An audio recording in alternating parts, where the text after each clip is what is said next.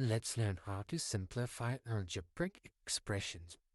A few things to remember: that you can only add or subtract like terms. For example, if 3ab plus 2ab equals to 5ab, because both of these have the terms in them, which is a and b. These two are similar terms.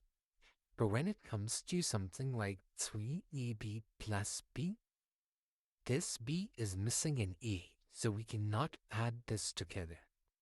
Let's look at an example. So 9ab minus 5ab. In this, we have the common term, that is ab. So we're simply gonna subtract this. 9ab minus 5ab would be equal to 4ab. Let's look at another example.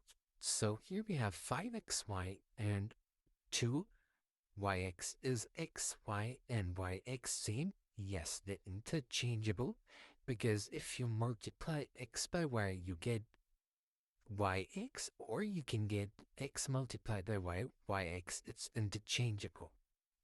So in this case, our answer would be 7xy, or you could write it as 7yx. Here again, we have pq, which is again present in both of these. So we're simply going to subtract it. I just like writing the larger number at first. It just makes it visually easier to do. So this is just an additional step. So let's try doing this. So 7 subtracted by 4, we get 3pq. But we will use the negative sign. We always use the sign that is associated with the larger number. So in this case, 7. So therefore, our answer is minus 3pq.